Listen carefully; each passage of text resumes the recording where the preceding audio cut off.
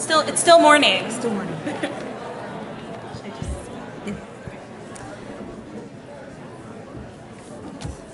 So I wanted to pick up on something that Karen started speaking about at the end of the last session. She said that education informs engagement. Jewish education informs Jewish engagement. And it's something that we think a lot about in our office at JFNA, Jewish Federations of North America. And we think a lot about the relationship between the two fields of education and engagement. And I think I changed my visual perception of that relationship quite often, whether it's a matrix or maybe a Venn diagram or a spectrum. But I think at some point, every program and initiative that we are all working on or a part of really touches both education and engagement. So I wanted to just bring in a little text from Proverbs.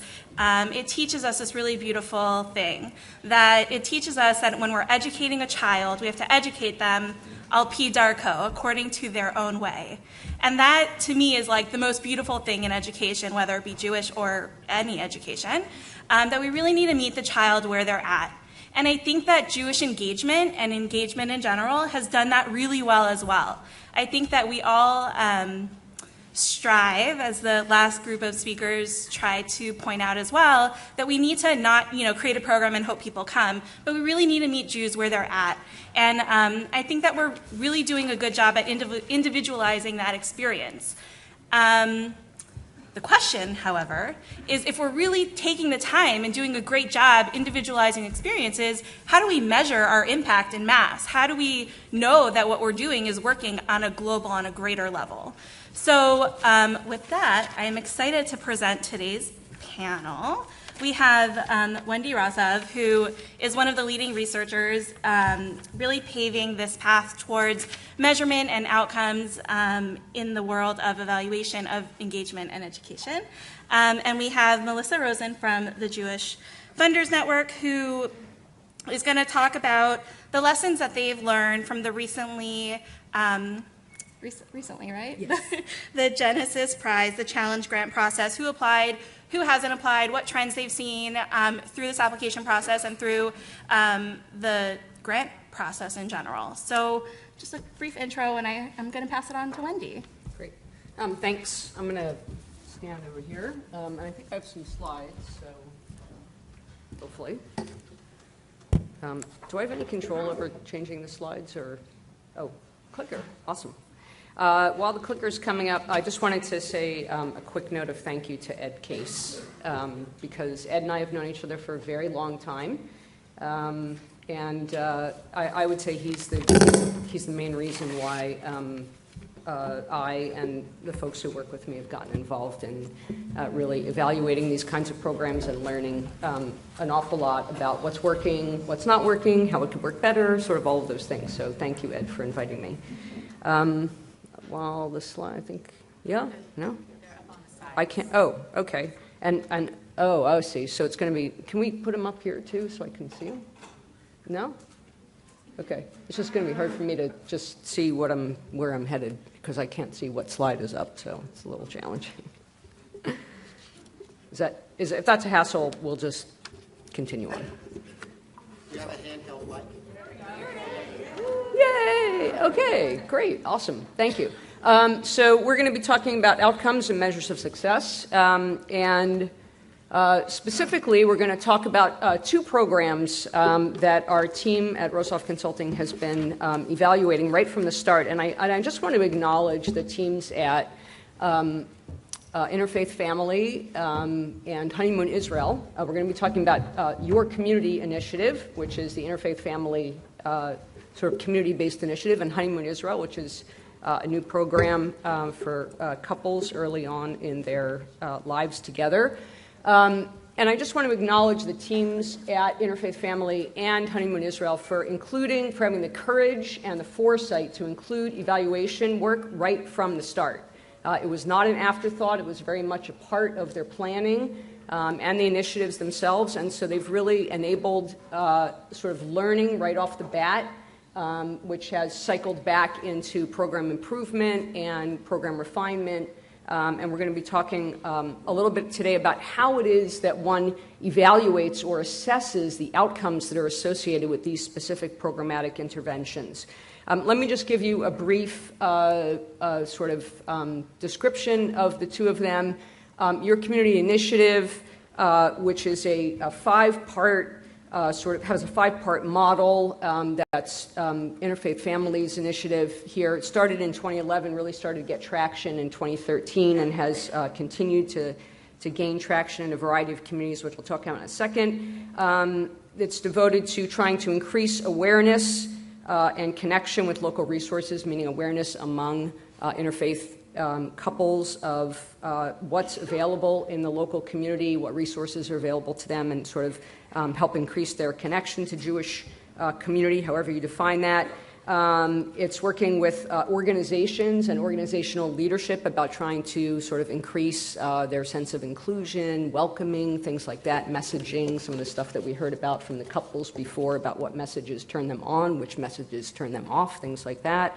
Also, personalized officiation referrals, support for new interfaith couples, and just providing and making accessible sort of Jewish learning experiences. Those are sort of the five prongs of Your Community Initiative. And if you don't know about Your Community Initiative, you can talk with Stacey Garnett-Cook, who's here from Interfaith Family, and or any of the community-based directors who are here. Raise your hands if you're a community-based director of a YCI. Raise your hand. Raise your hand. Raise your hand. There's a few. Okay, so if you want to talk to them later during lunch, you can ask them more about it. Honeymoon Israel, their primary sort of goal or mission is to offer couples basic knowledge, inspiration, and a support system to build a family with meaningful connections to Jewish life. While not expressly for interfaith couples, Honeymoon Israel 64% of the participants so far in the Honeymoon Israel trips between June 2015 and May 2016 were interfaith couples. So very important, 2/3 of them. These two programs have really intentional in common three shared strategies, and I think you've heard a lot about this in terms of the themes today that have been expressed. The first shared strategy is that they are high-touch relationship building. These are, again, intentional approaches of the program providers, and in our evaluation work are cited by participants as particularly important to them. So I think that Tobin Belzer and Ari Kelman's work that we heard about this morning about the sort of relational and social sense of self versus the sovereign sense of self. These programs are really, really, really picking up on that, and I was pleased to hear sort of about that research in general. They both intentionally provide a safe space that is non-judgmental, that is constantly referred to by the participants in these programs as safe, non-judgmental, inclusive, sort of all of those words. And they are both local community-based programs. So it's interesting, even though they're sort of from national providers, they're all happening inside of local communities, and this sort of local community-based piece is really, really critical. In terms of the program reach, Interfaith Family Your Community Initiative is in Philadelphia and Cleveland. Honeymoon Israel is in New York, San Diego, Phoenix, Denver, Boulder, and these 6 communities in the middle, Boston, Chicago, San Francisco, LA, Atlanta, and Washington, D.C., are where both of these programs are currently running. It will be interesting to see over time whether there's a multiplier effect inside of those communities where both of these initiatives are running. That would be something to certainly look at for further research.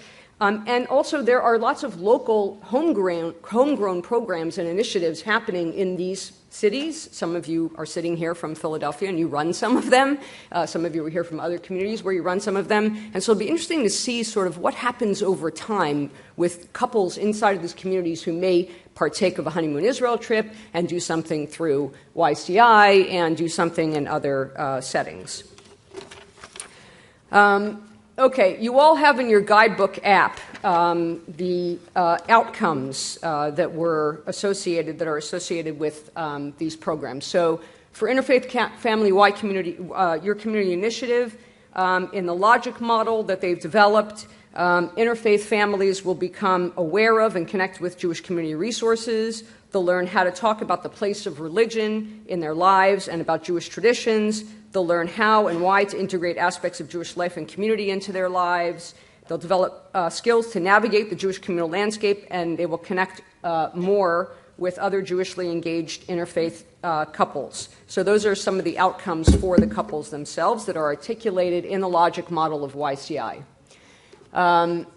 In terms of Honeymoon Israel's short-term outcomes, that the couple will consider themselves a Jewish family. Both partners will feel part of the Jewish people, and that connection is a source of meaning in their lives. The couple or the family incorporates Jewish traditions, culture, activities, and/or ongoing exploration into their lives on a regular basis. The couple engages in and builds their lives with Jewish community, including local micro-communities, etc., and both partners feel a connection to the land, state, and people of Israel. So those are the outcomes that have been articulated by these two programs. In terms of the measurement work, developing instrumentation, I'll just go quickly through this. First of all, we've been using surveys and interview protocols. Our instrumentation has been informed by research and or other studies in the field, including the Continuum study, the Pew study, qualitative studies by Tara Deckers and others looking at decision-making regarding religious life, Sylvia Barrick-Fishman's work, Karen McGinnity's work, Gail Furman's work, and also work on life course research. These are sort of the conceptual and theoretical underpinnings of our developing our instrumentation. We've conducted interviews with participants and program stakeholders in order to inform the instrumentation. Both programs have theory of change or logic models associated with them, and I encourage you to take a look at them. They're in the guidebook app. And we've also had deep conversations with program leadership in developing the instruments. Here's a few things we've learned about instrumentation. I just want a couple more minutes here. First of all, language is really important. We worked really hard with both Honeymoon Israel and IFF to craft language that would be resonant and would not be exclusive and still get the information that was relevant and valuable in evaluating the outcomes of these programs. So, for example, here's something in an introduction to the survey. Originally it said, we want to acknowledge that your family may practice religions other than Judaism, and we deeply respect that. This survey, however, will focus primarily on outcomes related to the Jewish community. Change the language to say, we want to acknowledge that your family may engage in religious traditions other than or in addition to Jewish ones, and we deeply respect that, et cetera, et cetera. Right? So language, very, very important here. The next one, here's another example of how we changed language. Thank you for joining the Honeymoon Israel family. We're excited to have you on this trip and would like to learn a little bit more about you and the role that Jewish life and Jewish community currently play in your life and the life of your family. We changed that language to the following. Whether you were born Jewish, chose Judaism recently, or chose a Jewish partner, we welcome you. You are part of our big family. We're excited to show you, etc., around our family home, Israel. Below, we have some questions about what you may look forward to in this trip and about your current place in relation to our big Jewish family. You can see that the language here really changes to be sort of much more general, carry less assumptions, emphasize inclusion, etc. This language stuff is really, really important when you're trying to measure this stuff. I will say that there's a tension in measuring things where there's an intention around the Jewish engagement piece, but also, the measurement tools can't be too Jewish. So it's really, really tricky when you're trying to evaluate these programs. So I'll just say that. Here's another one.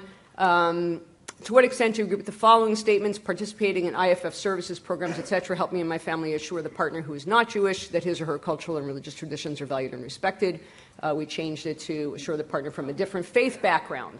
Again, not Jewish versus different faith background. Much more inclusive. We heard about that from the participants who are up here today. Another change that we made here, which of the two statements below comes closer to describing the current role of religious differences in your relationship, right? Emphasizing the differences.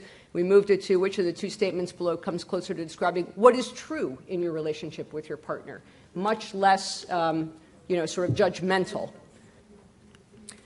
In terms of the data that have been gathered, and I know I'm pretty much out of time here, quickly, so far to date in the YFI work, we've had 750 survey responses.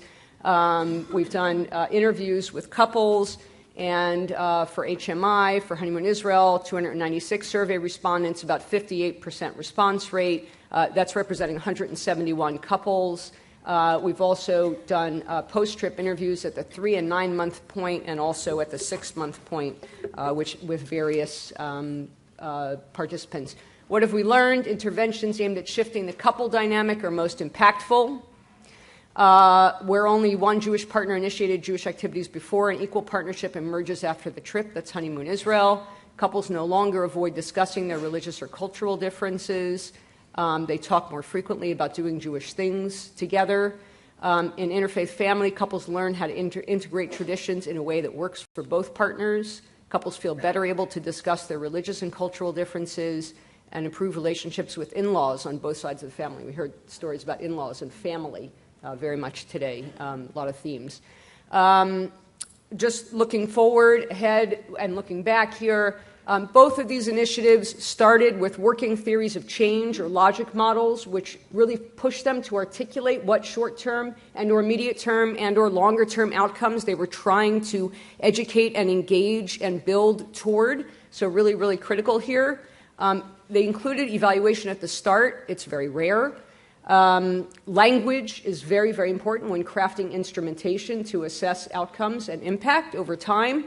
And there are opportunities for further study, and I want to point out just very, very quickly 3 of those things, because I think that Fern and the work that's being done at the Cohen Center and the Continuum Research and the work that Tobin and Ari are doing, and even the Pew work, really touches on this. Certainly incorporating comparison groups and longitudinal study will further offer insights into how interfaith couples orient themselves to Jewish life over time. How will a cohort of interfaith couples support each other? Will their reliance on more traditional or organized Jewish communal structures shift? Will the Jewish organizations respond to emergent needs, et cetera? So those are all sort of questions and inquiry for further study. Thank you.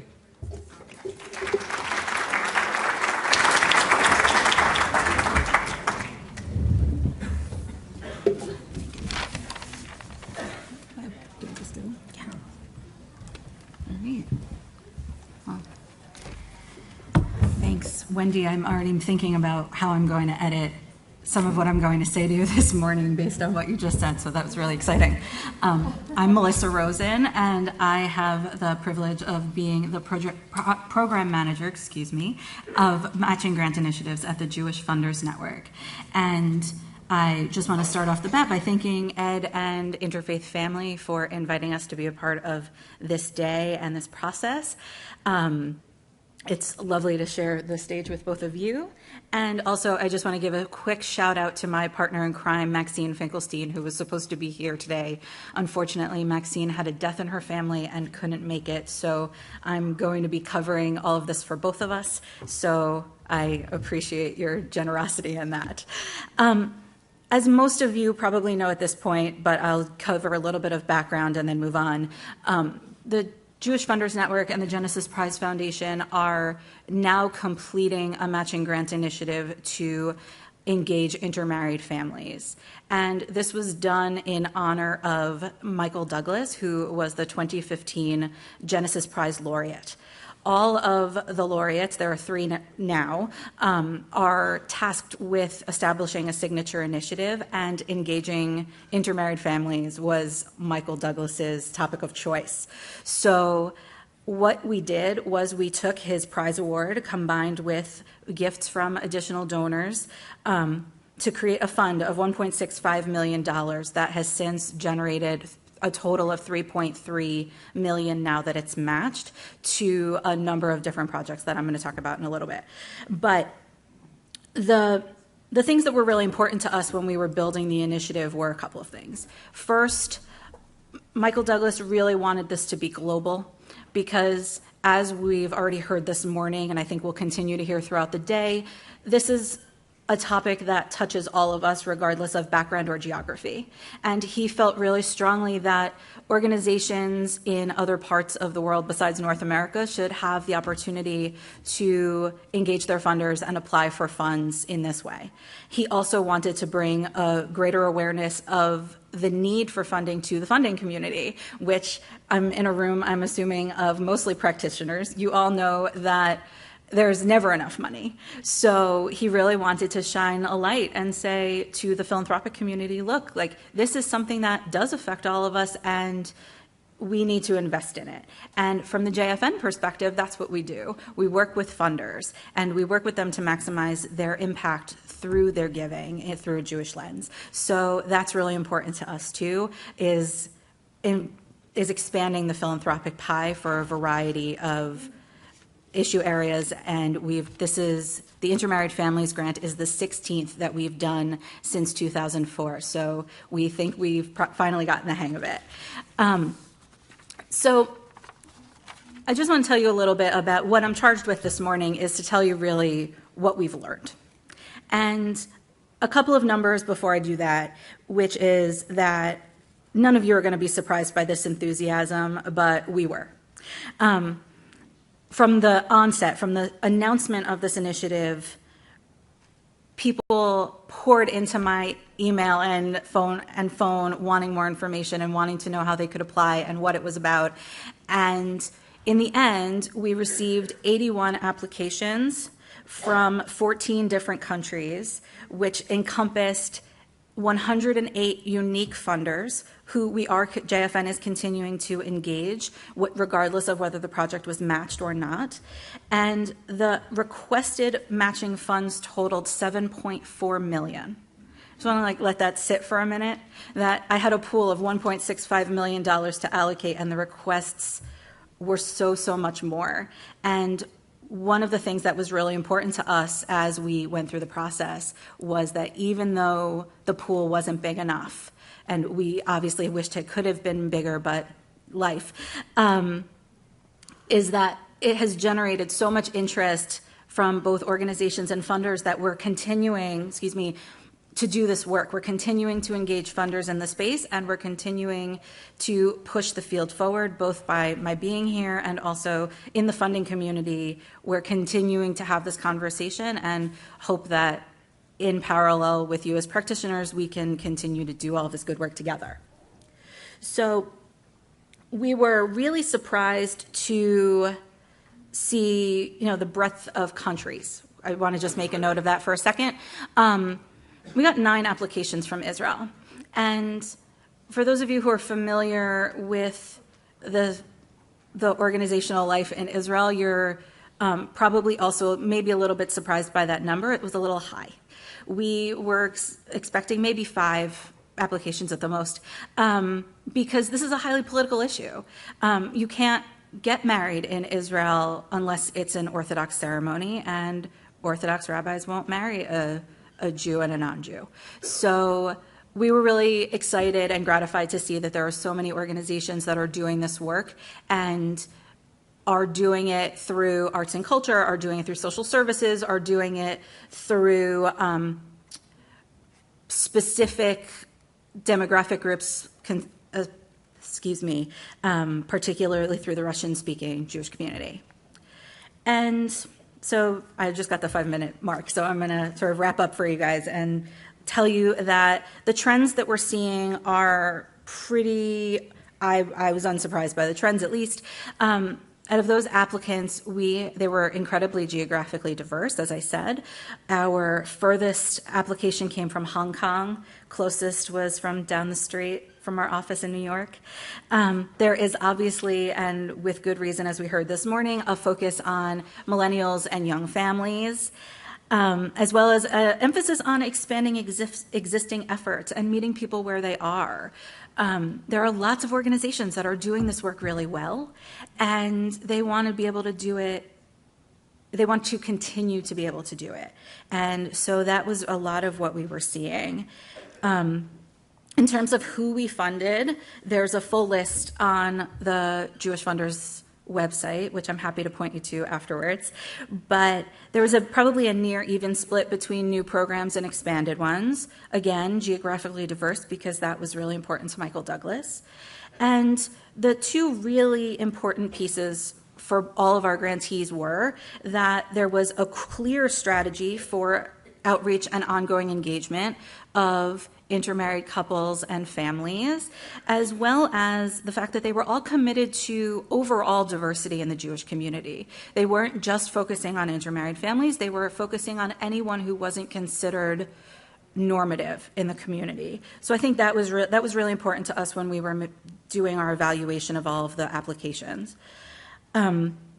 So there are two things I just want to end with. And the first is that I am definitely looking forward to implementing our evaluation, and now it needs to undergo some edits based on some of the things that Wendy said about safe spaces and high-touch relationship building.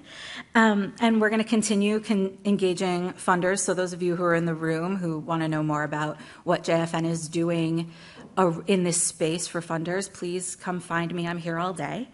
And the last thing is that I know I'm preaching to the choir here, but if your organization or an organization you're affiliated with does not have inclusion and diversity on the agenda of how you build a program or implement a policy, it really needs to be, because as I started with, this is something that, and we're all here to say this, those are up there. I didn't realize they were there. It's an opportunity. It's an opportunity for us to continue to engage the Jewish community, and rather than say, oh, it's a problem, what do we do? Let's really make sure that everyone who walks through our doors feels welcome and wants to continue being part of the work that we're all doing together. Thanks.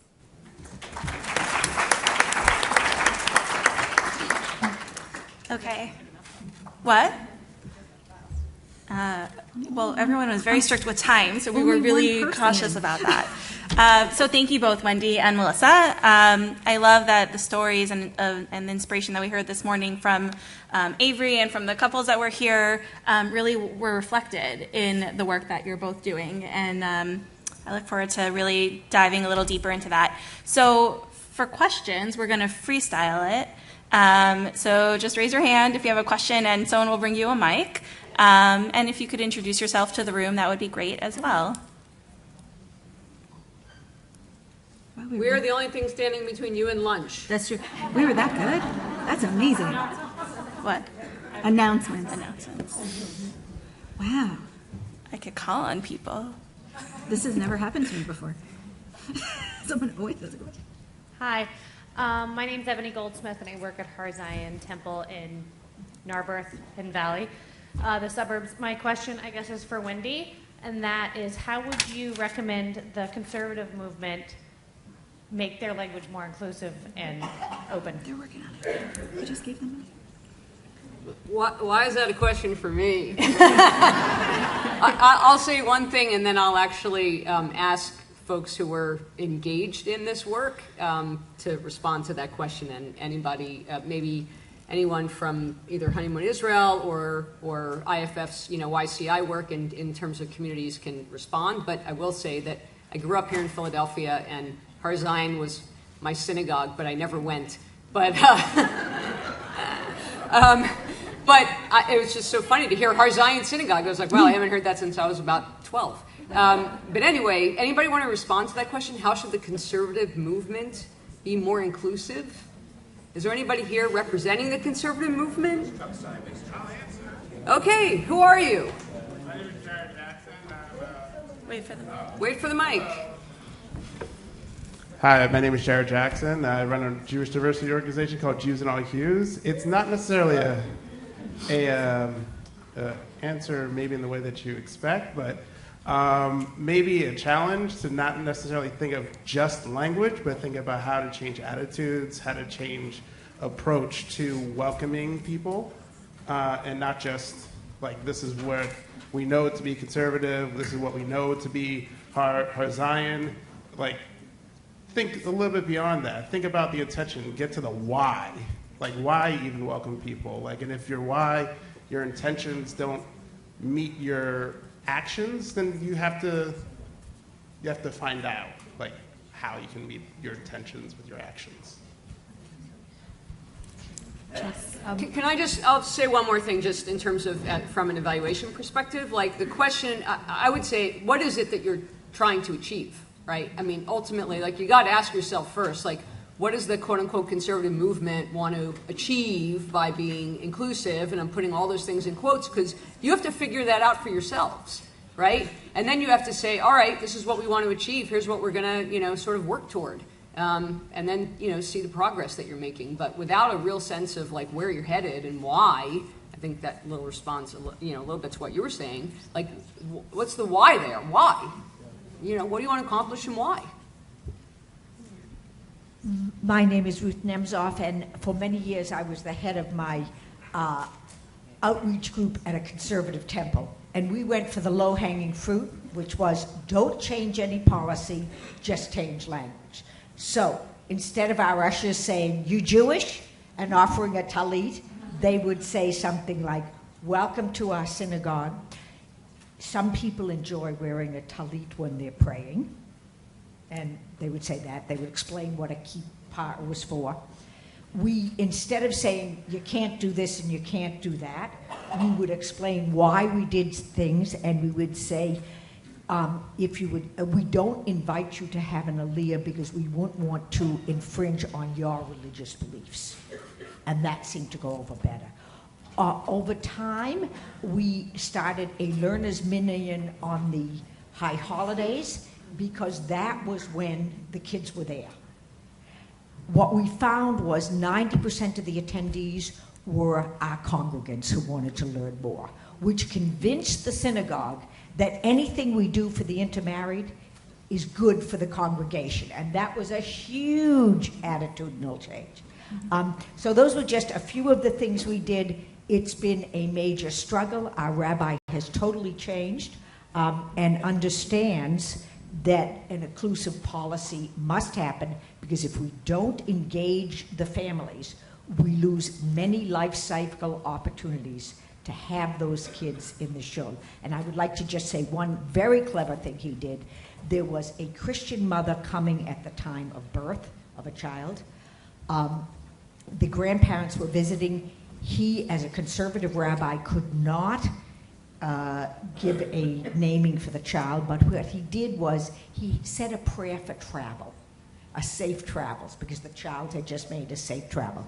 The parents who were not Jewish who were visiting felt so moved by this that, again, the family became very connected. Thank you. There's someone in the back who had a question. Can I just make a quick comment on that question? Hold on, there's a lot more comments on the question. You've been waiting. I could respond to you. My name is Chuck Simon, and I don't want to speak about the conservative movement in toto. I can say that the conservative movement has made great strides in the last 15 years in becoming more inclusive and more open. We're kind of bound and we're struggling and on a community-by-community basis because each community reflects a different culture. And to respond to the Har Zion question specifically, your rabbi has taken part in some of our rabbinic training seminars, and it's time for the whole congregational board to spend a weekend working with us to also to be trained. And we train lay leaders to partner with their rabbis to work on make their congregations more inclusive, and we provide them with ongoing supervision on a regular basis.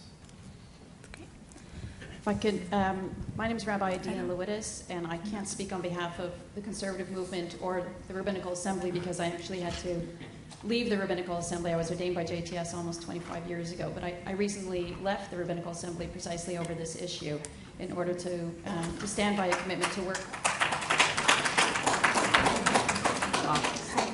To stand by a commitment to work to be more inclusive of the people who are all here to talk about and to express love and commitment to.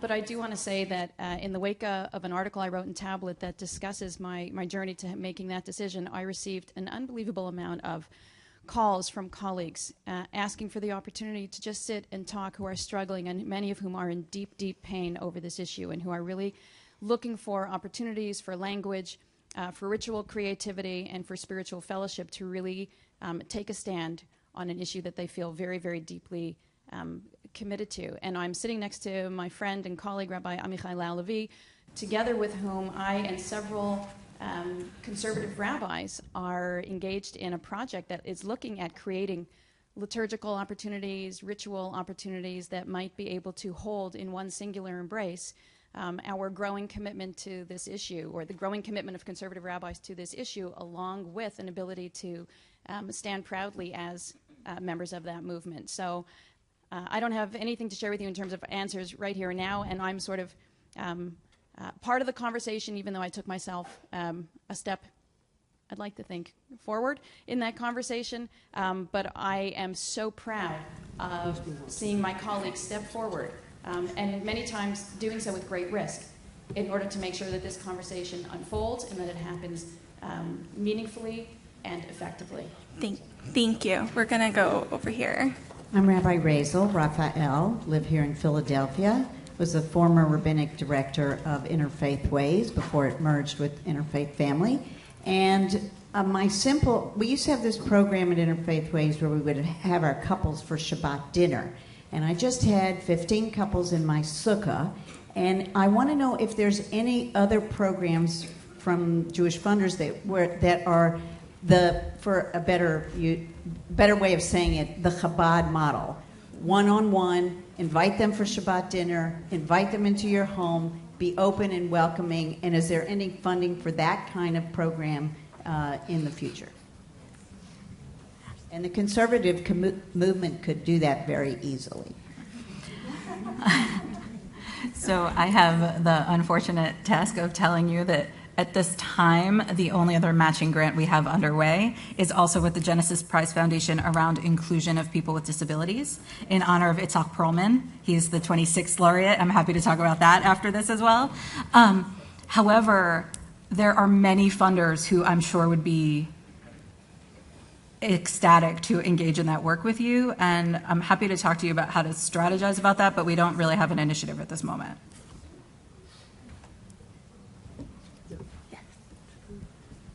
Maybe we could just hear all the questions and then respond. Yeah, that might be. So I just wanted to quickly respond to that last question. I'm Emily Goodstein, and I work at One Table. So for those of you who haven't heard of us, we're a great organization. Thank you. Perfect. I like that I just said it's a great organization because I work there, and also we have a really good mission. We work with folks in their 20s and 30s to help them make the most of Friday night dinner. So really just talking about that same concept of inviting people into your home and sharing a meal together and ending the week with intention. And the community that Interfaith Family works with is a community that we love to collaborate with, and we have some existing collaborations and we're excited to amplify them. So if you'd like to chat with me, you can find me in this gold jacket, and I would love to trade business cards and set up a time to connect. Thank you. Yeah. We're gonna, I don't have a microphone. We can just take up more questions. We can go around and ask the questions so they can hear them all and maybe answer them in one big answer. Yeah, that would be great. Okay. Hi, my name is Colin Weil. I'm the executive director of B'nai Jeshurun Congregation BJ in New York, and I just wanted to share that we are about to launch a year-long dialogue on Jewish identity, community, and belonging, engaging in these critical questions about interfaith, multi-faith, Jews of color, LGBT Jews, and others, working with the Shalom Hartman Institute and Resetting the Table. We are going to invite the larger community to join us for these conversations, both in person and online. And so I hope you'll all look out for that. In the coming weeks, we'll be announcing more information about that and hopefully add to this conversation. We hope you'll evaluate it so we can all learn about what impact you're having. I made a note about that. I'm going to be calling you later. Good. Whoever you call, it doesn't matter. Just learn. Just learn. Share your learnings. Hi, I'm Rabbi Ari Sachs. I'm the rabbi of a conservative congregation in New Jersey, Beth Mordechai, in beautiful Perth Amboy, New Jersey. You should come check us out. So I have one response to the Har Zion, but also a question for Wendy. And one of the things that you got is one of the findings from Honeymoon Israel about it had to do something with respecting and learning more about the faith traditions of the other religion, not just the Jewish one, and the extent to which that was a critical element of Honeymoon Israel. Because in response to Har Zion, one of the programs that I'm very proud of that we run at Beth Mordechai is called Faithful Families. Faithful Families is a project that I run together with our local Episcopalian minister, Reverend Anne-Marie Jeffrey, in which we welcome couples of all different faith backgrounds. Doesn't mean that they necessarily intermarried. It means that maybe one is converted, maybe one has not, to affirm both faiths within the context of the family and to be able to help the family along their own personal journeys as individuals and also as their families, however they decide to take it, and to be present with them in that journey. One of the things that came out of not just that conversation, but ritually, in thinking about imagining what Har Zion would have to do to welcome this idea, was we had one couple, she's Jewish, he was Italian. They're going to raise their kids. I think it's Jewish, but basically they want to have a baby naming at the shul. So, had the baby naming. She had the aliyah. He did not because he was not Jewish, so we kept that halachic rigor to it. At the same time, I invited him to come up to be able to read a passage from his own Bible of a passage that I checked with my good Catholic friend, Monsignor John Gordon, that would be used at a Catholic baby naming, but that would be included in the part of the Bible which we shared. And he got up and he was able to share that after the Aliyah, and that was a way for him to feel a part of the actual process. So imagine it, because I don't know necessarily Har Zion's culture, but to imagine what it would look like to offer that opportunity, and then to imagine the language that you'd have to create in order to do something like that, that fit within the context of the halachic requirements that you want, while being able to affirm the choices that they make. Thank you.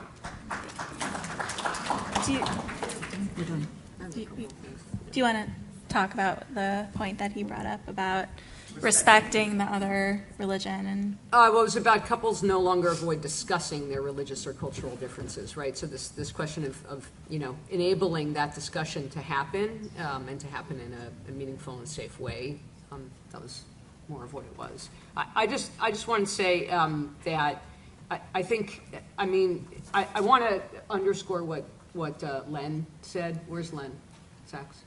Is he here? There he is. Hi, Len. That this notion that identity development is lifelong. It can be influenced by many interventions and programs and experiences over time. And I think part of what we're hearing about today, part of what I shared, and part of what Melissa was talking about in terms of these different grants and new programs and existing programs and expanding and whatever, is that identity is not set at this early time. And these are like just like college, the college age, and sort of young adulthood. The coupledom and getting together and partnering and exploring what life is going to be like with another person, and then ultimately, for some couples, a family. Ultimately, these are all rich identity building experiences, and the intentionality that I think some of these programs that are new and existing. That are going about really saying what are the outcomes that we're trying to drive toward when we think about this ongoing identity development, and understanding that we're not taking people who are at some static point in their lives in terms of their identity developing for themselves and also together as a couple, right? And really understanding the couple dynamic, especially because it's not the same as just individual identity. You're really talking about the couple identity, and you're talking about then the family as a unit. So these, I think, are really critical things to be thinking about in terms of driving toward outcomes. So I just wanted to share that. Thank you, and thank you both so much for sharing today, and special thanks to Ed and Interfaith Family for having us up here today. And I think there are announcements. And before lunch, because I know that's what everyone wants, we're going to get to that last. Wendy talked about evaluation. Hopefully everyone's downloaded the guidebook app, and you can fill in the evaluation form for this session and all the sessions right there. After this, lunch is going to be available in the ballroom right behind us. It is a boxed lunch, and you can bring it downstairs. You can visit the tables on the concourse level, where practitioners and organizations who engage with interfaith families are stationed to talk about their work with you. Also down there at 12:20, Keshet and Bechol Lashon are offering a workshop on the interaction of gender, race, and interfaithedness in the classroom off the concourse. For those of you who checked in coats, it's right next to the coat room. Whatever you do, you can eat lunch most everywhere in the museum except in the auditorium. There's a sign there, but if it looks like an auditorium and there are no people, don't eat in there, please. And the next session will start promptly at 1:15. Check your guidebook app for more information, and we'll see